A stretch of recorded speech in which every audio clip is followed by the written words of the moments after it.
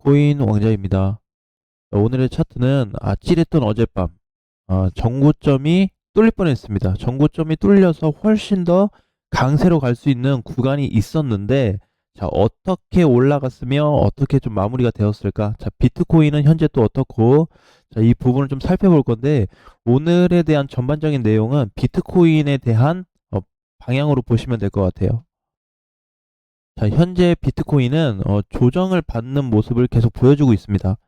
어, 조금 더 시간을 한 일주일에서 2주 정도 놓고 본다면 비트코인은 조정을 받든지 아니면 하락을 하든지, 자, 둘 중에 하나가 나와줘야 되는 상황 속에 있어요. 자, 그런데도 불구하고 지금까지는 아직 여유롭게 좀 조정을 받고 있는 모습이 포착이 되고 있습니다. 자, 그런데 지금 사실 이제 중요한 거는 비트코인은 아니에요. 비트코인은 아닌데 어제 이슈 때문에 그러는데, 자, 분봉으로 넘어가서 보게 되면 어제 이렇게 최근에 이제 상승하고 나서 조정을 계속해서 이제 길게 받아줬는데, 여기 보이죠?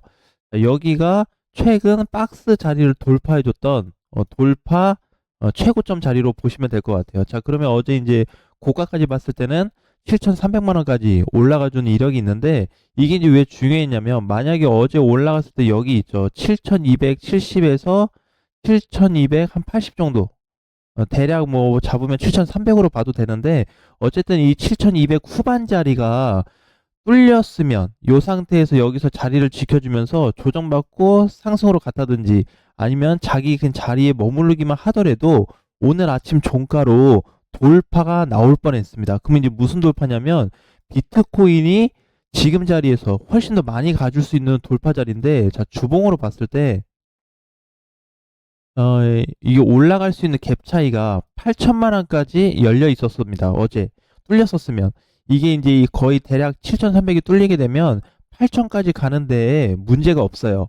왜 그러냐면, 자꾸 이제 상단 쪽으로 포지션이 되다 보면, 과거에도 마찬가지인데, 첫 이렇게 상단이 왔을 때는 위에 매물이 많이 없습니다. 매물이 많이 죽게끔 돼 있거든요. 그렇다 보니까 그 후에 조정을 또 받고 시간이 지나서 다시 올라온 이 시점에는 매물이 많이 소화가 된 상태이기 때문에 훨씬 더 가벼운 상태다. 그런데 어제 이제 7,300짜리를 놓고 봤을 때는 이게 뚫렸다고 했다면은 아마 장중 돌파, 오늘 아침 종가로 확정이 됐을 때는 8천까지 단기간에 빠르게 더 올라갈 수 있는 공간도 있었다라고 좀 보여집니다.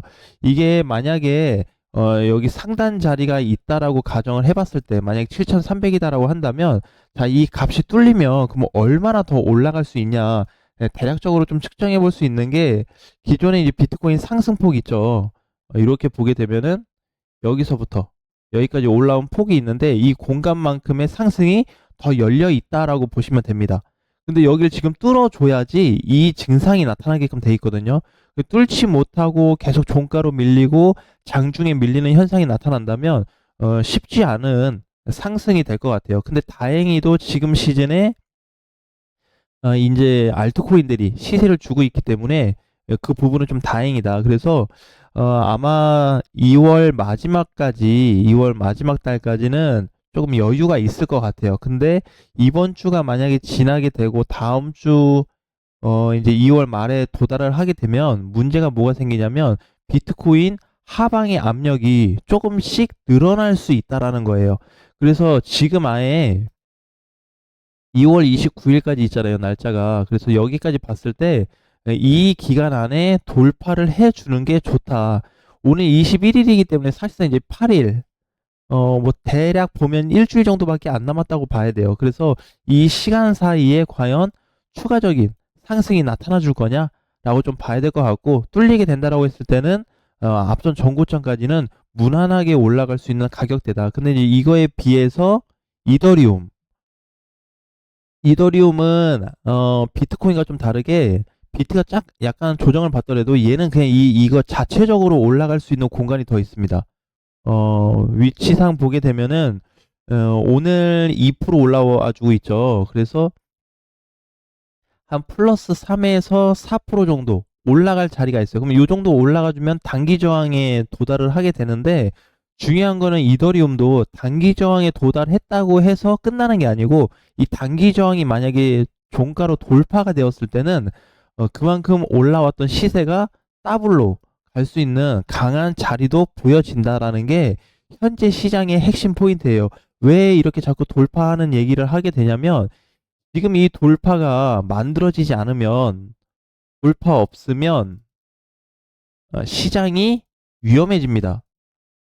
그거는 이제 위험해진다는 거는 앞으로 좀 차근차근 보면 알게 될 것 같아요. 그래서 이런 위험 부분에 있어서 지금 해외 거래소나 선물 시장에서도 증상들이 국내 시장과 동일하게 나타나고 있다라는 거예요.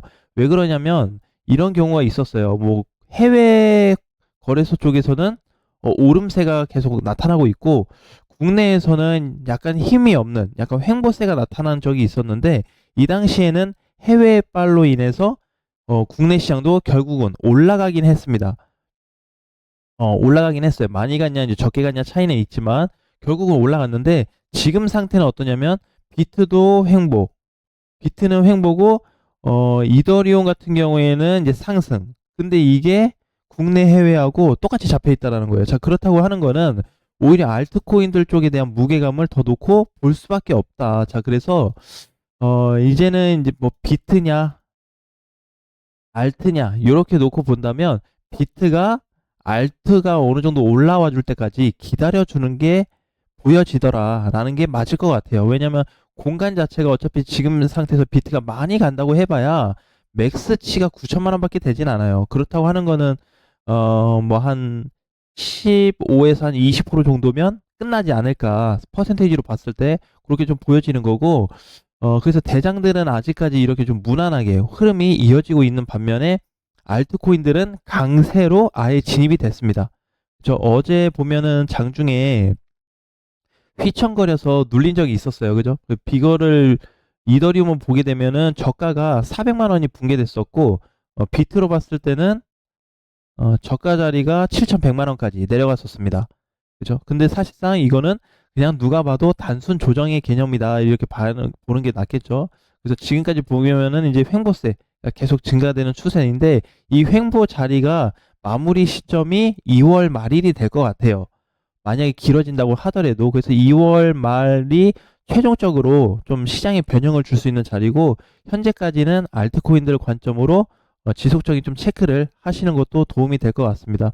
자, 그래서 지금 위치에서 이제 중요한 부분이 비트는 비트대로 보시면 좋을 것 같아요. 비트 따로 알트 따로인데, 그럼 비트는 조정하고 하락이 발생할 건지 또는 돌파가 발생할 건지를 따지시는 게 지금은 중요합니다. 그러니까 무조건 이걸 따진다라기보다는 종가가 어떻게 끝나가고 장중에 얼마를 가는지가 중요하겠죠.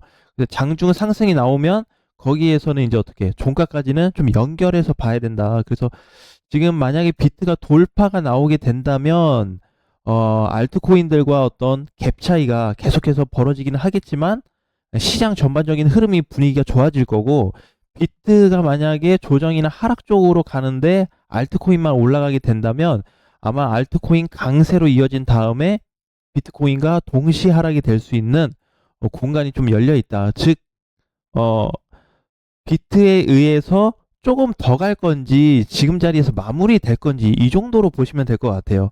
근데 지금도 많은 분들이 뭔가 어떤 ETF에 대한 기대감과 뭐 금리에 대한 어떤 기대감, 그다음에 여러 가지 이슈에 대한 기대감을 가지고 있고 한데, 그런 부분들은 이미 적용이 많이 되고 있습니다. 실질적으로. 그다음에 해외 거래소 기준으로 봤을 때는 이게 탐욕 지수가 하락이 되고 있다라는 거는, 원래 탐욕이 자꾸 높아져야 되거든요. 이게 공포와 탐욕 기준이 있는데 대략적인 데이터입니다. 이쪽이 높아져야 사람들이 뭐 간다 간다 하고 시장도 약간 간다 간다 하는 분위기인데, 시장은 가고 있는데 공포 쪽으로 범위가 조금씩 늘어나고 있어요.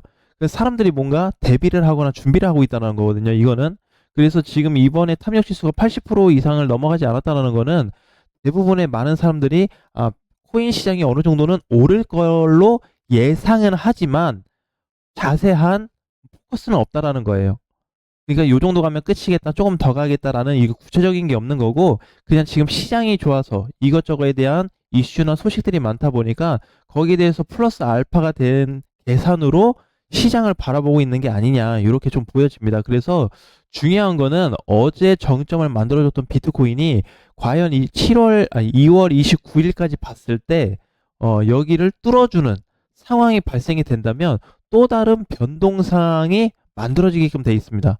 근데 이번에 이게 과연 이제 뚫어줄지 안 뚫어줄지는 아직까지는 알 수는 없겠지만 또 다행인 거는 그렇다고 해서 당장 비트코인이 뭐 큰 쪽으로 크게 하락될 가능성도 없습니다. 자, 그렇다고 하는 거는 어느 정도 시간에 대한 좀 딜레이를 만들어 주면서 동시에 뭐다? 알트코인들에 대한 반등을 좀 기대해 볼 수 있는 자리다라고 보시면 될 것 같아요. 어떻게 보면은 내용이 좀 혼란스럽게 들릴 수 있는데 결과적으로는 비트코인을 축으로 해서 추가적인 상승을 더 만들 건지 아니면은 여기서 마무리가 될 건지를 보는 거기 때문에 크게 뭐 신경 쓸 건 없어요. 근데 다행인 거는 조금 더 살짝만 더 길게 보면은 비트코인 같은 위치가 있음에도 불구하고 지금 자리에서 조정을 받아야 될 자리임에도 불구하고 조금 더 시간적으로 길게 보면은 오히려 올라갈 폭이 더 잡히게끔 돼 있습니다. 지금은 단기 포지션상 단기 대응이 어느 쪽으로 갈지 이제 이렇게 얘기를 좀 하고는 있지만 아예 중장기 포지션을 잡고 시간적인 여유를 가지고 간다면 지금보다는 시장 상황이 더 좋아질 수 있는 폭도 열려 있다. 그런데 이번에 이제 가장 중요한 거는 비트코인이 과연 여기를 뚫어주지 못한다고 한다면 중장기 포지션에 대해서도 긍정적인 부분이 계속해서 소멸될 수 있다라고 봐야 돼요. 그래서 중요한 거는 이번에 7,300에 대한 돌파가 과연 이번 달 말일까지 발생할 수 있을지에 대한 문제로 중요하게 검토하시면 좋을 것 같습니다. 자, 오늘 장도 화이팅 하시고 다음 시간에 뵙겠습니다.